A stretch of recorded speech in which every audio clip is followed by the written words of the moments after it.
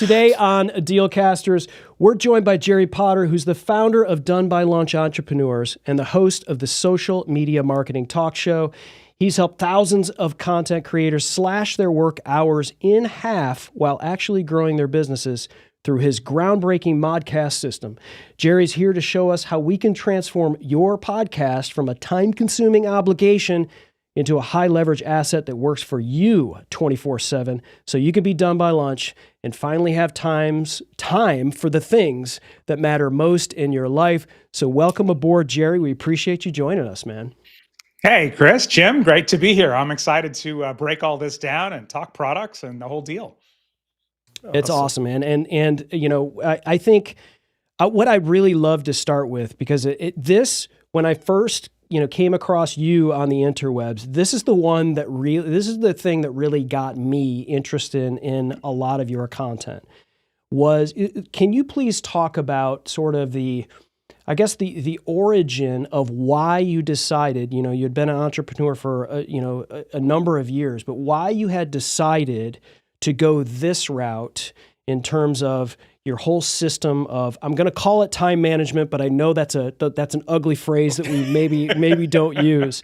But what was the turning point? What really made you decide to do what we're talking about today? Well, yeah, we can talk about how time management is slightly different, but before the pandemic, I had two young kids. I still have two kids, obviously, but I had two young kids, and I don't know if they knew that I even had a job, right? I would take them to school or daycare. I would come home, and that's kind of how it was. And I liked that, right? I never wanted to be the dad that's like, oh, he works all the time. I never wanted to fall into that place where we say, oh, well, I'm doing it so we can take better vacations, so I'm not going to be there for dinner tonight or anything like that. But when the pandemic started, we were all at home all the time, and all of a sudden it came out, my oldest, who's now 15, said, Dad works all the time. And it was this like heartbreaking thing, because I already knew that I worked way less than most people and most entrepreneurs. Now, I wasn't doing the 20 to 25 hours done by lunch thing quite yet, but for the most part, I was only working like a really reasonable amount of hours, 30, maybe 35 hours a week. And Wow. so it broke my heart when he said that. And so that was the catalyst that kind of made me think, okay, how can I design this, still do what I want to do, and not carry that? I don't think there's any guilt stronger than parental guilt. It's It is true. the strongest guilt. I remember when we were pregnant with our first, and my wife Candy and I were shopping and looking at car seats, and she's like, we need to get this car seat, and it's like $300. And I'm like, well, what about this one that's like $150? And she sort of gave me this look like, oh, so if something happens to them because you got cheap on a car seat, you're going to carry that. And I'm like, no, forget it. Get the $500 car seat. So parental guilt is heavy. And that was the thing that kind of kicked this off for me and made me want to figure this out for myself and for other people.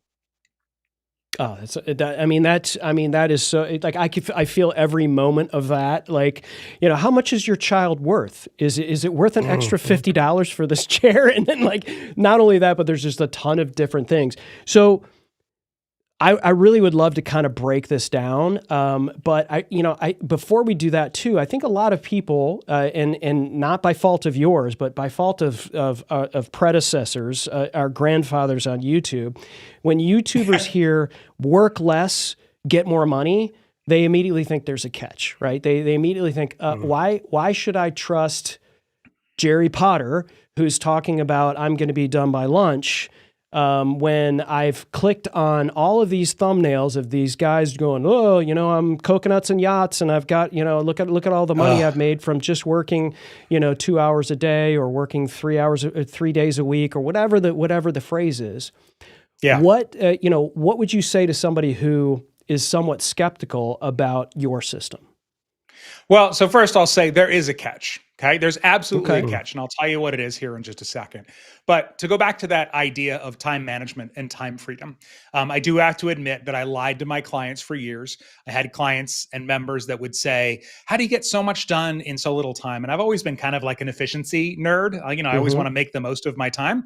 And so I would say, oh, I batch my content. Here's how I arrange my calendar. I've got these times blocked off for deep work, like which stuff that I did. But time management only saves minutes or maybe hours if you do it really well. And what I'm talking about, which is like real time freedom, this is where we're talking about saving days, weeks, or even months over the course of the years. And the key to it is to take all of the things we do that are low leverage and replace as many of them as possible with high leverage things, or what I call high leverage assets, or HLAs, one of which is a podcast on YouTube, which we can talk about. So if we think about our businesses, we have three things that we need. The first thing we need is traffic, right? Leads. We need new people to find out who we are and come into our world all the time. The second thing we need is some sort of conversion, some way to convert people into clients, customers, members, students, whatever it happens to be. And then the third thing we need is a way to deliver whatever our offer is, right? If it's Amazon, they're shipping stuff to your house. That's how they deliver. But if you're an online entrepreneur, you can replace a lot of those. So traffic can be replaced with a high leverage asset like YouTube or podcasting. Conversion can be replaced with high leverage assets like automatic email sequences or evergreen webinars, things like that. And then delivery can be replaced with things like group programs, memberships, courses, digital products, different things like that. Now, everybody can't do all three of those, right? Right. But even if you just replaced one, like the traffic, with something as high leverage as YouTube, then it changes everything. Because now, like, it's hard. I couldn't stop working after lunch if I was like, oh God, I don't have enough leads. Where am I going to get my leads? Right. It's hard to like give that up. So the reason that we talk about YouTube, and here's the catch. YouTube takes work in the beginning. But over time, and this is how I define these high leverage assets, or HLAs, is they become less work over time, and the value of them goes way, way up. So if we take YouTube and podcasting as the example, in the beginning, yeah, you're going to have to create a good piece of content every week. It's not as hard as I think people think it needs to be, like, or think it is, but it does take work, and it's going to be slow in the beginning. I never like to, we see all these stories, and some of them you were talking about, like, oh, I went viral and in 2 months, now I make $50,000 a month, and, this whole thing. And Sure. I always like to tell a more realistic story, which was mine. And that is that I almost quit multiple times during my first 6 months on YouTube. I was, chipping away, and, there were many days, if you look at your analytics, there were many days with 0 views, 0 new subscribers, and it's disheartening. And it took me 6 months to get to 100 subscribers. And so I look back at that, and I think I would have quit so many times if I didn't commit to it for a year. I told myself I can put up one video a week for a year. So I did that, or else I would have quit. Okay. But I got there to 100 subscribers. A month later, I had 1,000. A year later, I had 10,000. And I had 100,000 views in my first 12 months. Mm-hmm. And so this is where I always like to ask people, like, serious question.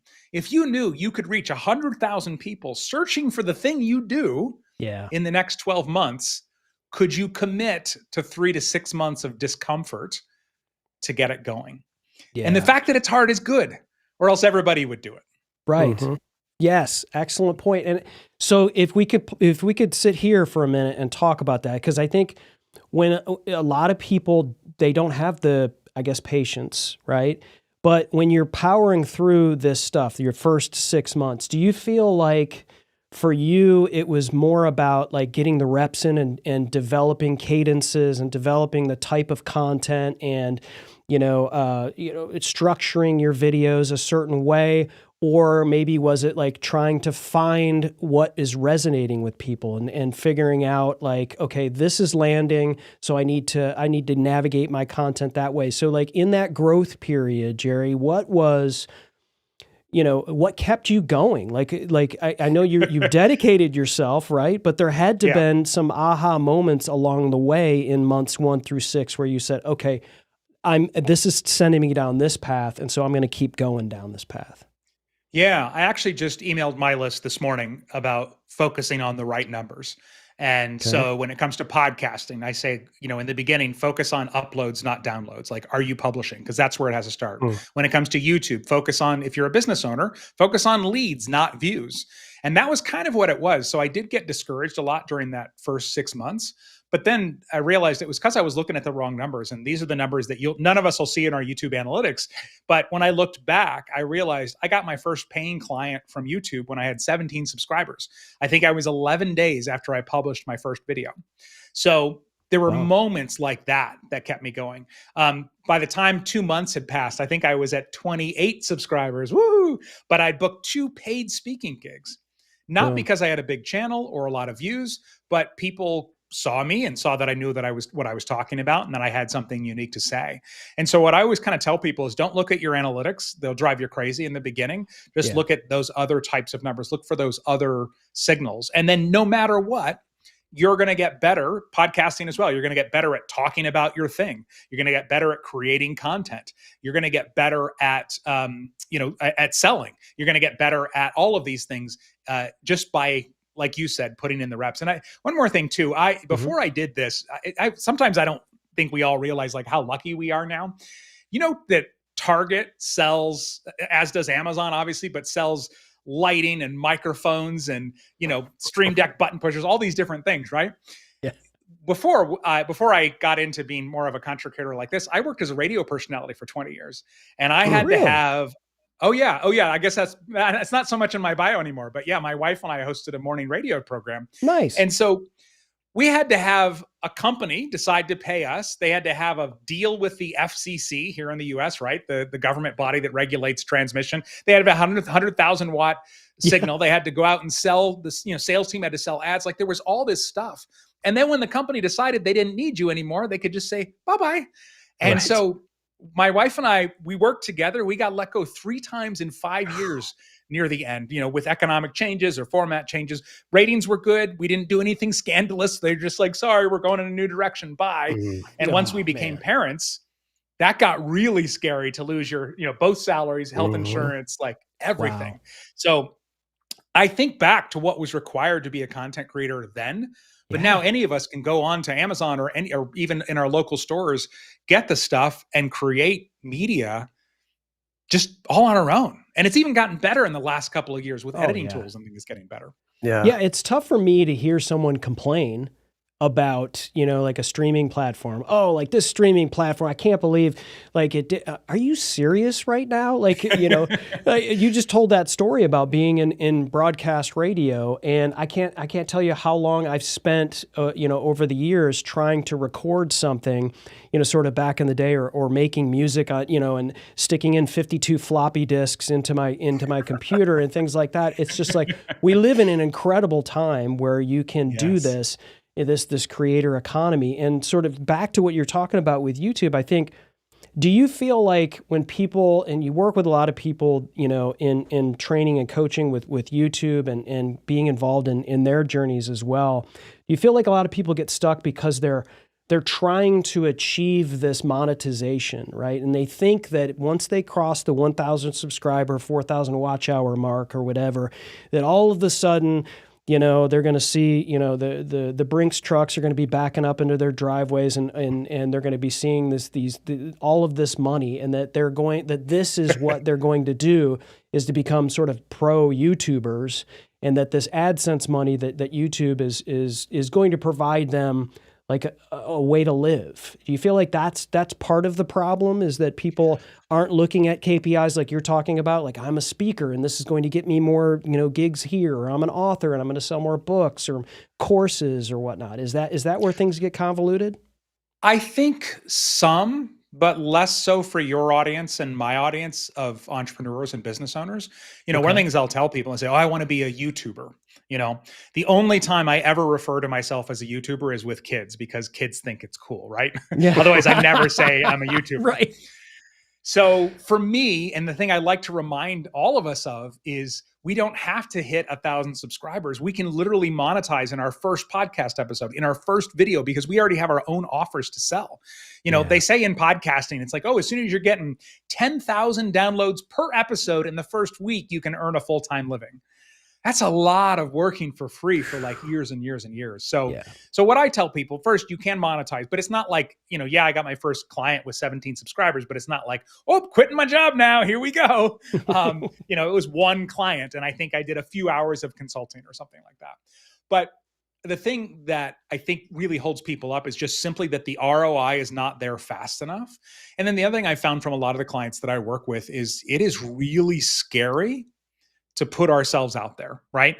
So often. And maybe I was just oblivious, or maybe because I was on the radio and had already had people complain about me for years, but I didn't even think about, oh gosh, what am I going to do when I get terrible comments? Now, I didn't like it when it happened. And of course it does happen. No one does. Yeah. Yeah. But the thing that, I always like to say, if you have a business where you can help somebody's out there and they're literally like waiting for your solution, whatever it might be, then we can't let our own insecurities get in the way of getting in front of those people that actually need our help. And then together, right, we can help them, then they can help somebody else. There's this beautiful ripple effect, but also then you can earn a living and you can have an online business and you can have location freedom and time freedom and all of these other great things that come from it. So it kind of comes down to, which is worse, working 70 hours a week or getting a comment occasionally that points out that one of your eyeballs is bigger than the other one, is something I learned from my YouTube audience. Now I will never stop looking at your eyeballs. I know. Yeah. Now there. So Jerry, you bring up a really good point, right? You're working with businesses. I've seen this in my community when I've gone to a lot of these networking events, that a lot of these business owners aren't on YouTube, right? They haven't even made that first video, and they're like, well, why would I want to be on there? And I don't know if it goes back to what Chris is talking about. Like, they think, oh, I got to get all these subscribers and all these view hours, as opposed to, well, I don't know what you do.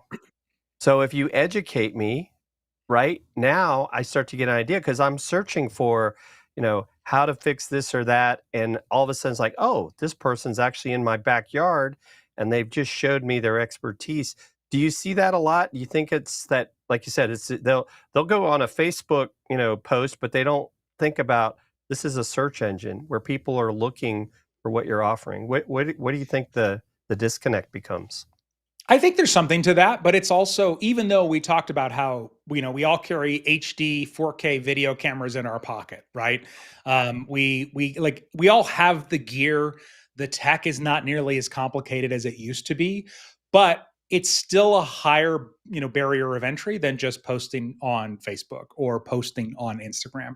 And so what I think people do is they go for what they know, right? That's just, oh, well, this is what I do, or this is what everybody in my industry is doing. And so the way I like to talk about this is I go back to that high leverage, low leverage thing. So if I was to start a brand new business tomorrow, I had no audience, no email list, no YouTube channel, like nothing. I would immediately dedicate 1 to 2 hours a week to a YouTube channel, and also with a podcast on it. And you can do it in a couple hours a week and do it really well with what we have, these days. But on the other side, I would probably still need leads faster if I needed income, right? And I was sitting there at zero. So then I would do other things to get leads that would be low leverage tasks. So I would go, like, one of the things I did before YouTube was really giving me what I needed, I went into Facebook groups and I just helped people, right? And then they go click on my profile and they'd see a lead magnet and they join my email list. I would network on LinkedIn. I would go to people, in-person events. I would get on, Zoom calls with other people and try and say something that sounded intelligent. And those things that, they work, they totally work, but they're really low leverage. And so what I always encourage people to do, it's like, yeah, if you need to do that right now, keep doing that. But also start building this high leverage asset, because once it kicks in, I don't know, I assume it would be weird if you guys knew a lot about bamboo. I didn't know a lot about bamboo until I read this, but I call YouTube the bamboo for a platform. There's some types of bamboo that in the beginning you have to like water and nurture them like crazy. Okay. And then they shoot up like 90 feet in 6 weeks. So that's how I look at YouTube. In the beginning, yep, it's going to be more work, but man, eventually you're going to have this big, tall bamboo staff. It's not a very good example in terms of usability. Tree is better, right? In the beginning, you got to plant the tree, you got to protect it a little bit. But then eventually you grow this big asset and it gives you food and shade and, all kinds of other stuff. As maybe branches fall off, you can build stuff. You can do a lot of things with trees, but we have to plant it. That's the thing from the very beginning.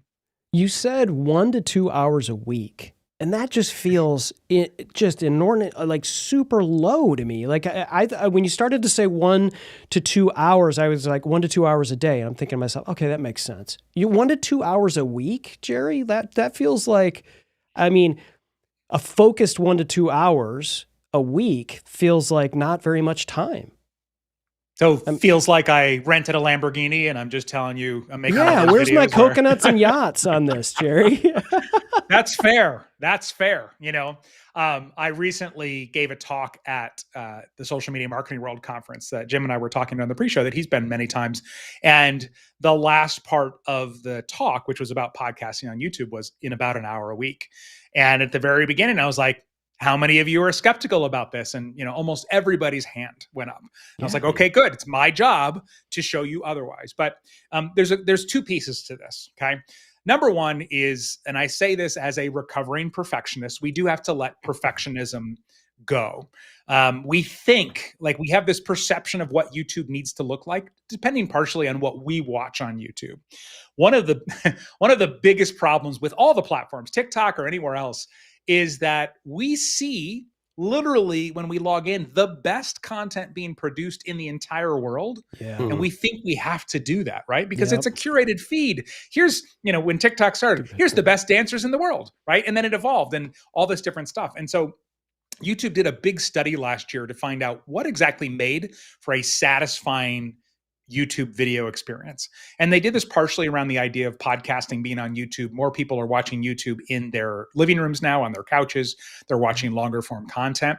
And they didn't just ask people, hey, are you satisfied? They actually connected sensors to people's brains as they watched YouTube videos.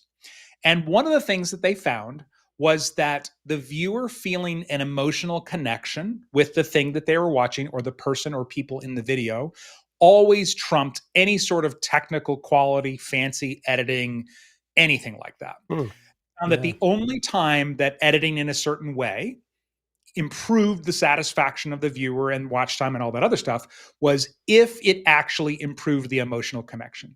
So I'm sure there are some videos where you can add the perfect emotional song at the perfect emotional moment like Hollywood does, and it maybe makes a difference. But overall, we don't need that.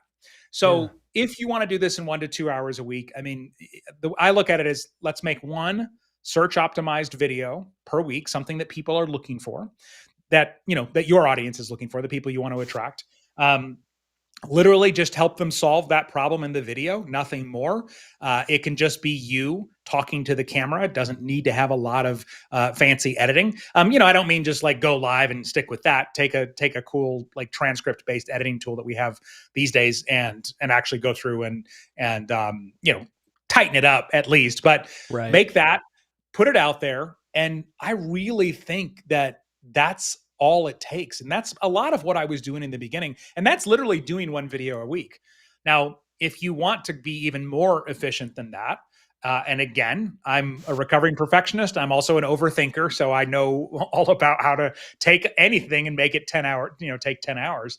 But we have the tech and all these other things where we can batch in such a big way. And so even if you are a solopreneur, you have nobody else on your team, just to put you where I was when I started YouTube, I was my wife was still, we have a family, we're still together now, but she worked evenings.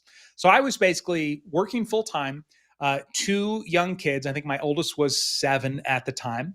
And I was in charge of everything in the evening, from picking up from 2 different schools, getting dinner ready, cleaning up, bath time, shower, all of that. And she would come home right before bedtime.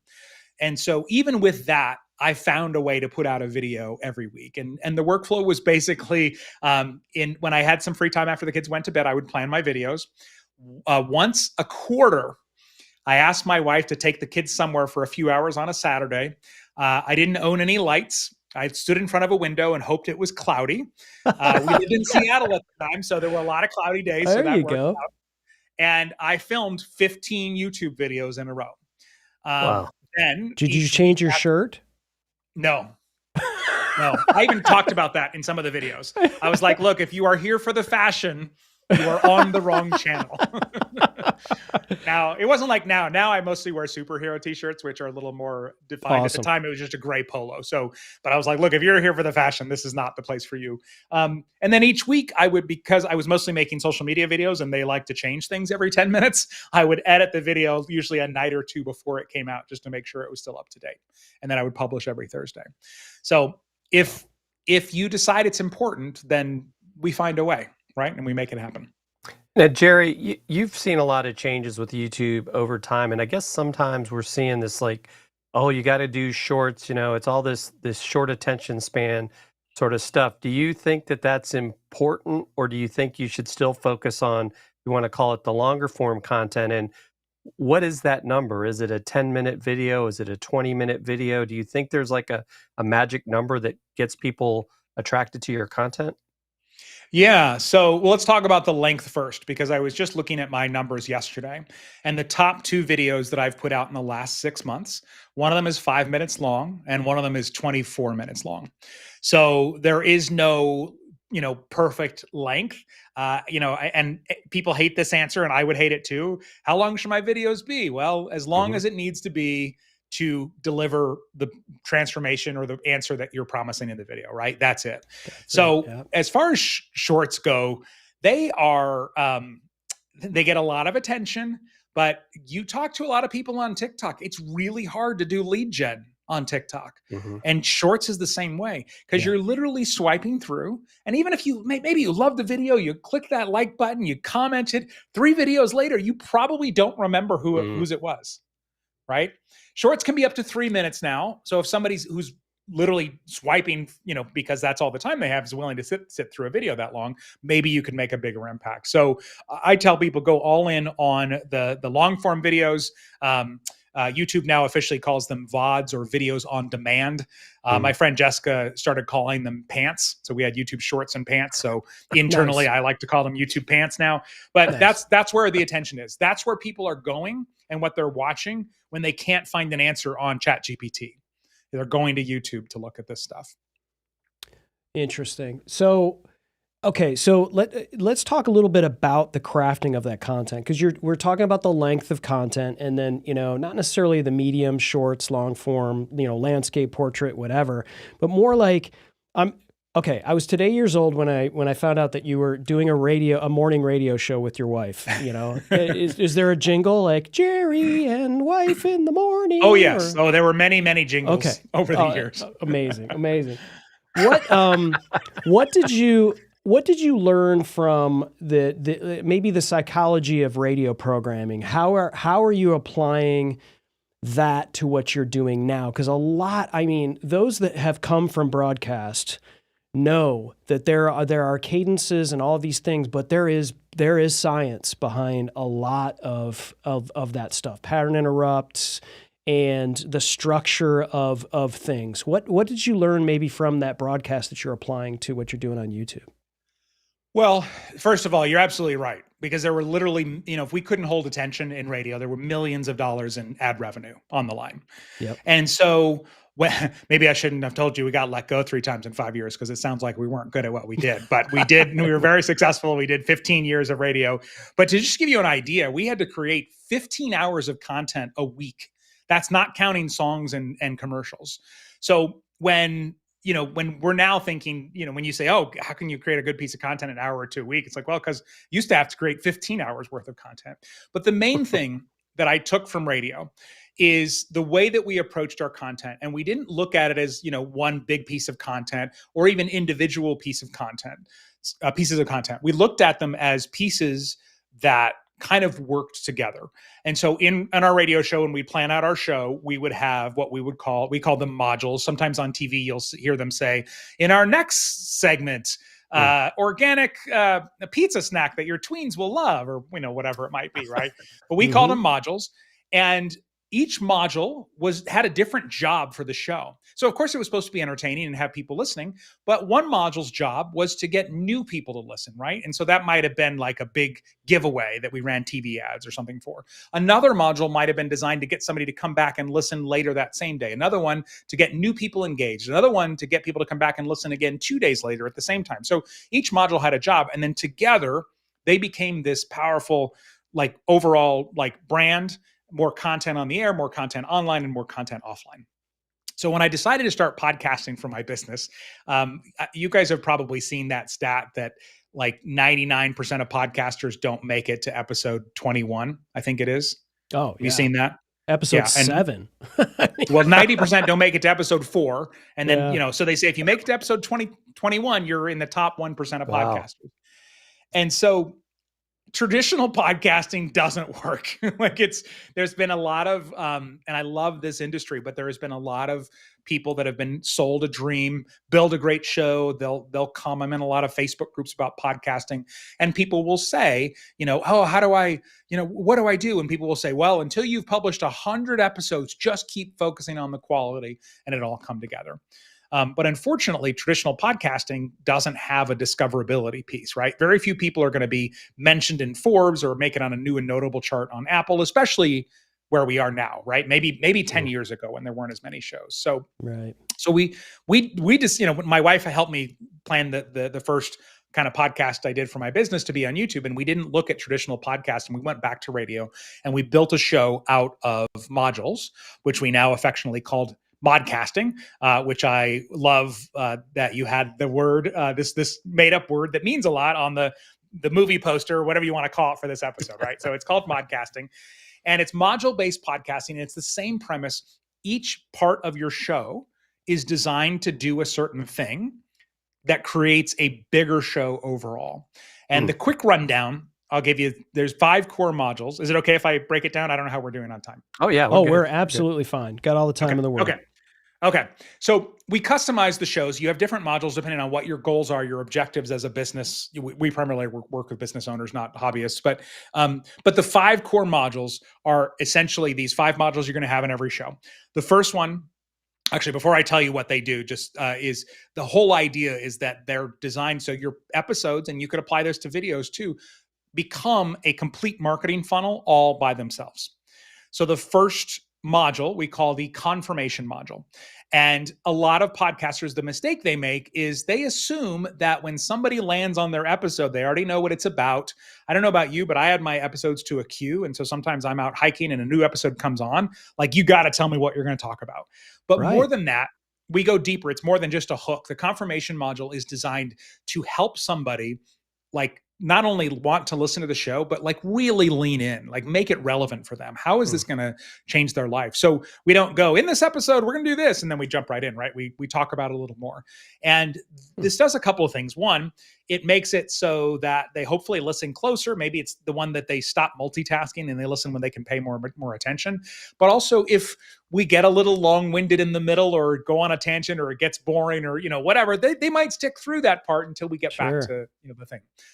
They stick through the tangent. So first is the confirmation module. Next, we call the vibe check module. That's basically a podcast intro. So you guys had a great one at the beginning of this, all the clips from the different shows. But a lot of podcasters tend to assume nobody's ever like nobody new is ever coming in. Right. Which is a really negative way to look at your show. Yeah. Right. So the idea is the confirmation module tells them, here's what this episode's about. The vibe check, and it doesn't have to be long, the vibe check shows them like what the overall idea of the show is. So we, my wife Candy named it that, and it's kind of like, yeah, we're going to check the vibe. This is what this is about. Next is the core content module. This is the reason they listen to the show. This is whatever your topic, your title is, that's the main thing. Then from there, we go into the conversion module, which is the most important one for us as entrepreneurs, because that's when they're going to do the thing that we want them to do. Go buy the product, go download a freebie, join our email list, join our newsletter, go check out a live stream, go check out our product list on Amazon for you guys, whatever it might be. And it's much more than just a call to action. One of the things that I learned in radio is, even though we were told all the time, keep it tight, if you just blab through your call to action, nobody will take it. So in radio, before I realized this and learned this lesson the hard way, it was just like, all right, time to play this contest. Here's the phone number once, and hopefully you wrote that down and call now to win, right? and people would call because it was free stuff. But we had a consultant. She was actually a Hollywood screenwriting consultant they brought in to work with us on storytelling on our show. And she said, what if you slow down? What if you actually take the time to explain the contest? What if you spent 20 seconds instead of 6 seconds? And the next day we did that, and the phones rang for 30 minutes after the contest was already on the radio. People just still kept calling.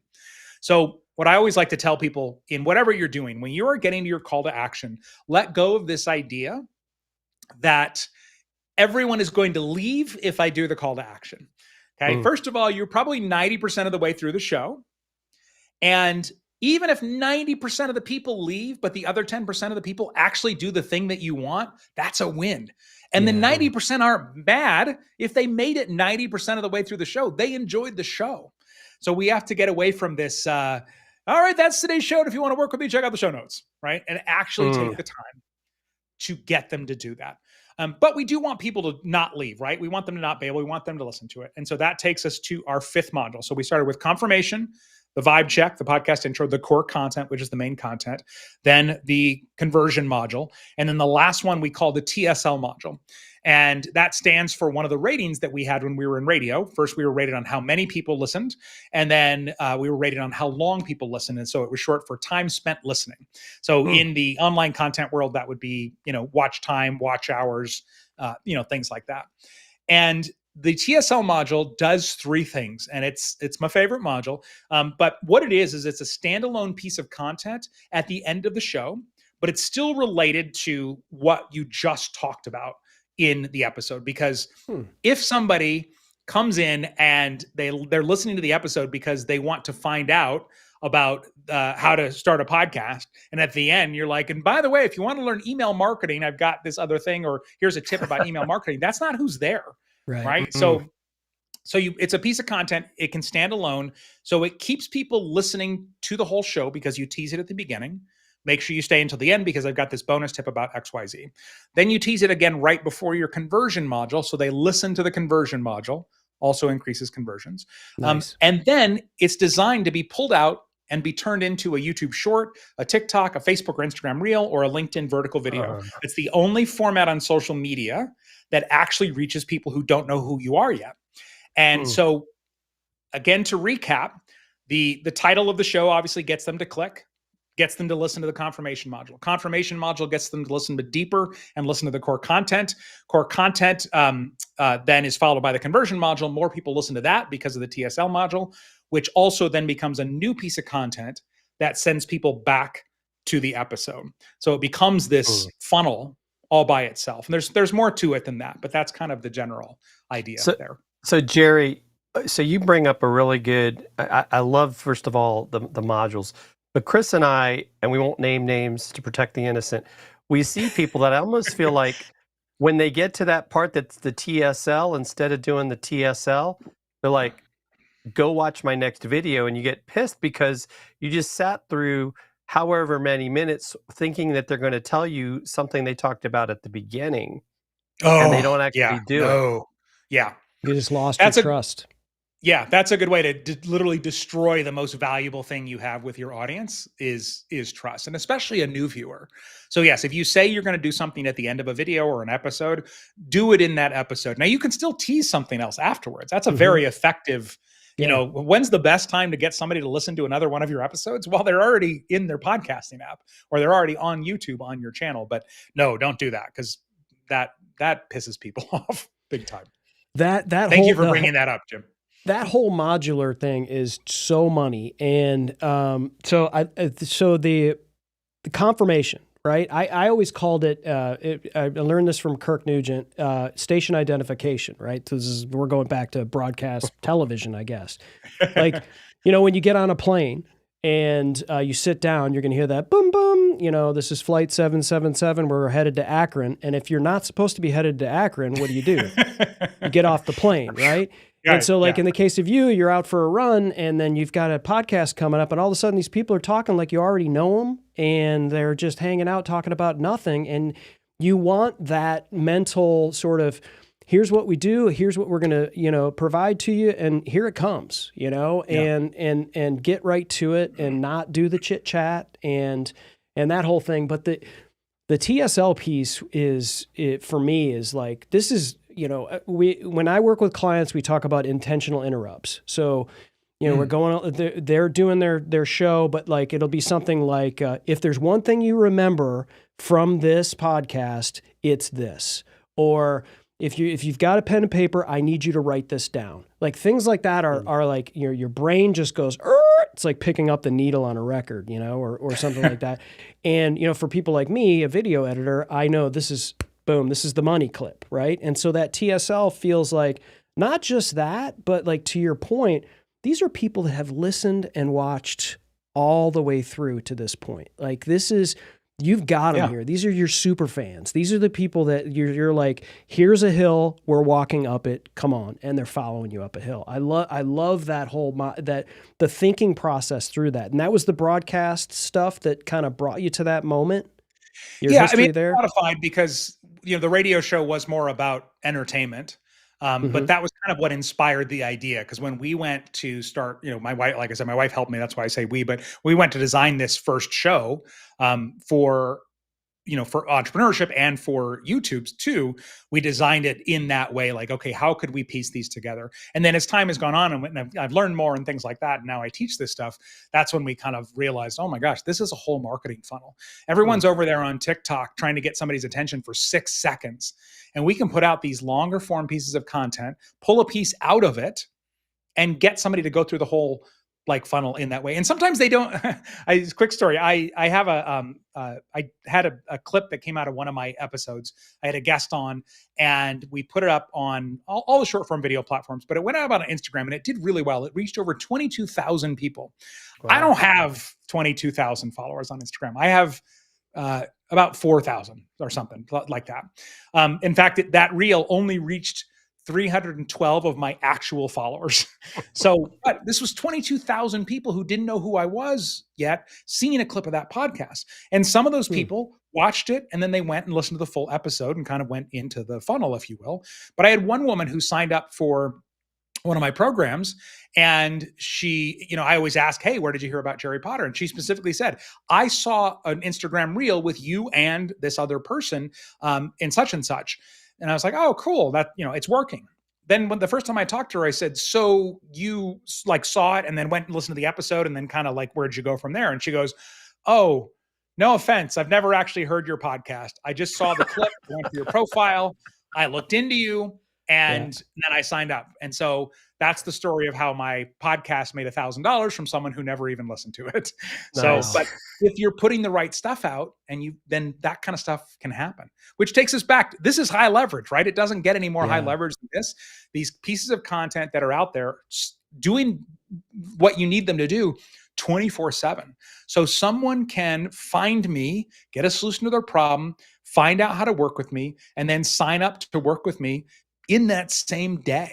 And I still like to work with people at a high level. Like in my community, I answer all the questions and to me, this business is about people. I never wanted to be one of those people in the videos that you mentioned earlier, Chris, that are just oh, I don't talk to anybody. I'm just on a beach because I sell digital products or quilt patterns or whatever. It's always been about the people to me, but this changes everything.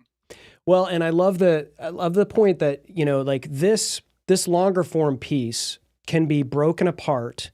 And not just to be broken apart, that you can say, hey, I'm on TikTok and I'm also on Pinterest and I'm also on Substack and I'm also on, okay, put your real estate there, but where are you focusing? But you're putting content there that someone is finding you. Like there is they may never be on YouTube or maybe they're on YouTube, but their algorithm isn't feeding your content yet. And so this is a great way to not bait them, but get your content in the form that they're expecting there. And, you never know until you start pulling that stuff apart. So I'm curious in terms of pulling stuff apart, Jerry, you don't have to go dig deep into this process, but you organize everything very well on the front end so that, you're planning this content so that when it's recorded, you have this longer form content. So I'm assuming breakpoints, how that's doing it.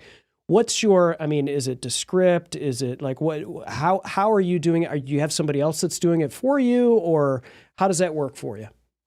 Nobody else yet, maybe at some point, but I will say, first of all, if you're like me, you see an ad or a video all the time where it's I made 282,000 years worth of content in 10 minutes, find out how, there's AI tools and things like that. Yeah. And the thing that I always like to say, and especially when we talk about, creating things in a high leverage way, is that efficient and effective are not the same thing. Right. So if you are doing things efficiently, but they're not effective, if you took your long form piece of content and you turned it into all this other content, but it didn't do anything, then that's a waste of time, even if a tool does most of it.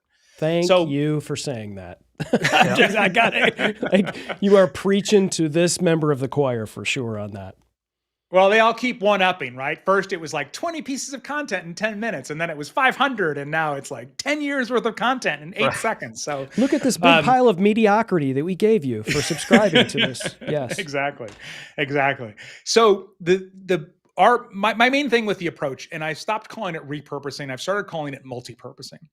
But the main thing is, I already know for the most part what's going to get pulled out before I create the original piece of content.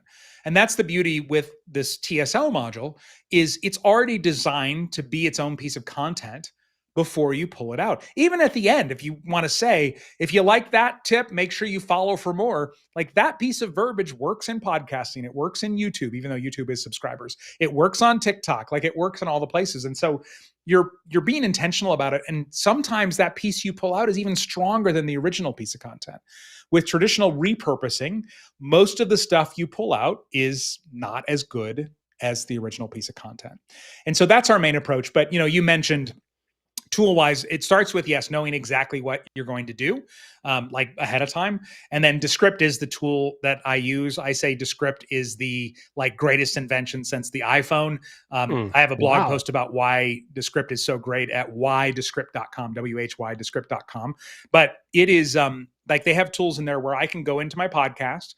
I can highlight the section that I'm going to pull out, in this case, the TSL module. I can apply what they call a layout, and I have some layouts that they have their own, but I have some that I've built with my own brand colors.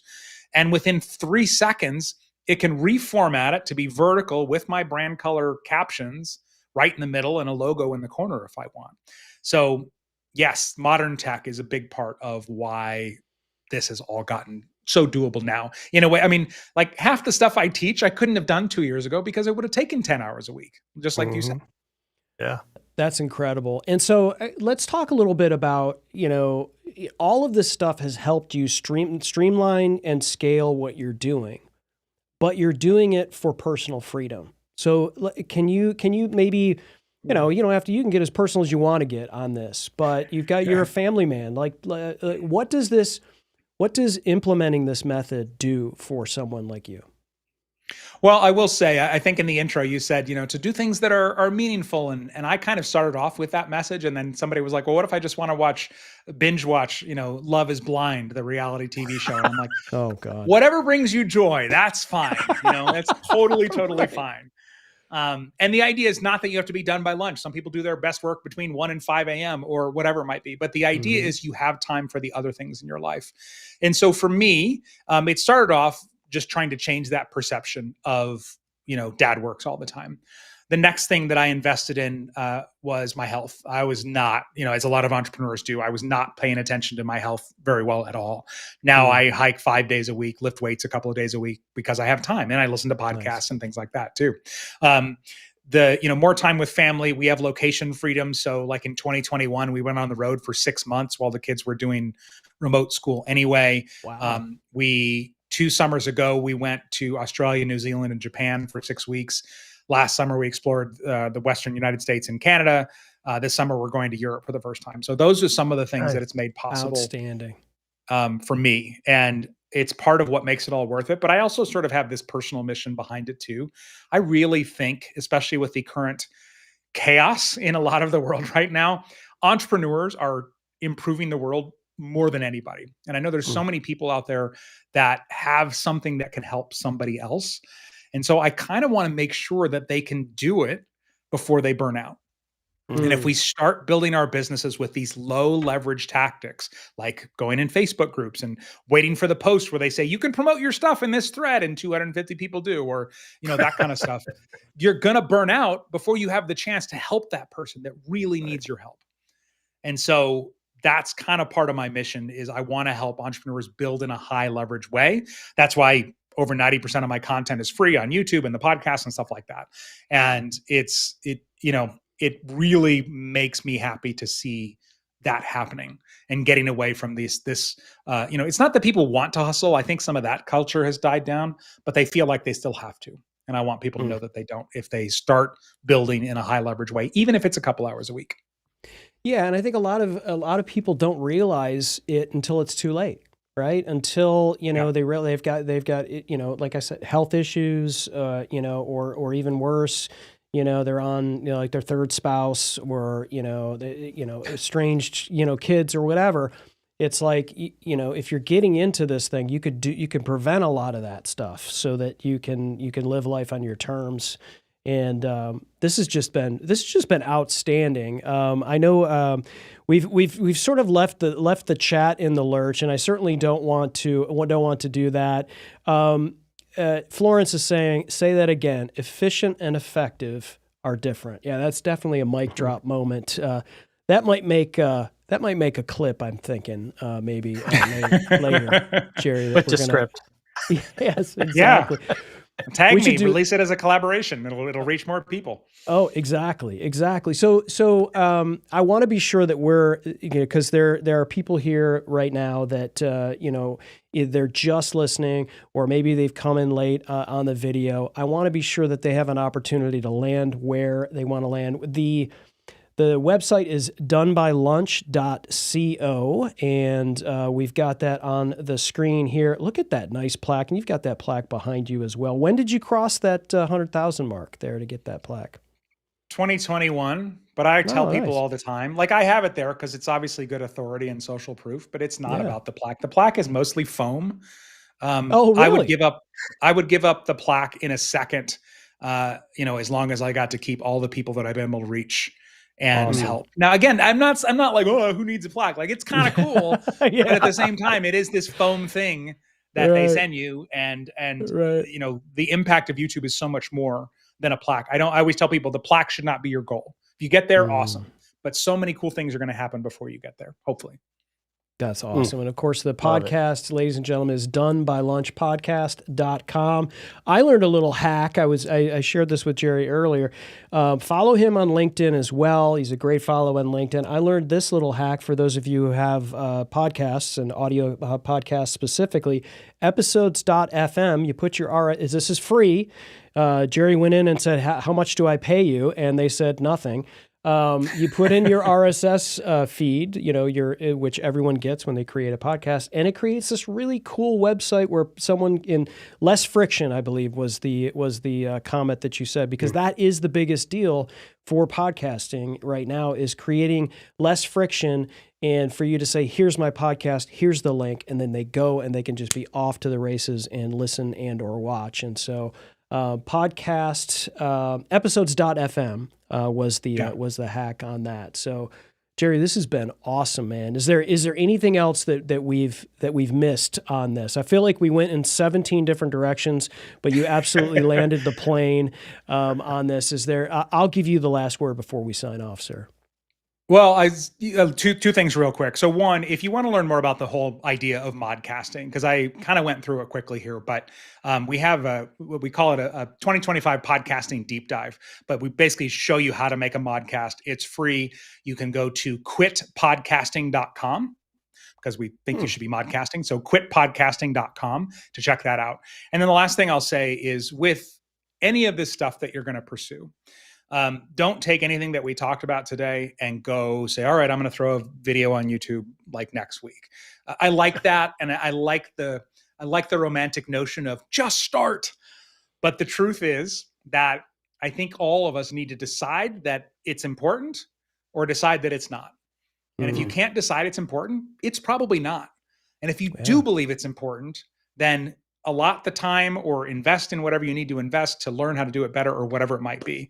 Because had I not decided to commit to a year of YouTube, we wouldn't probably be having this conversation right now. Right. Awesome. Outstanding.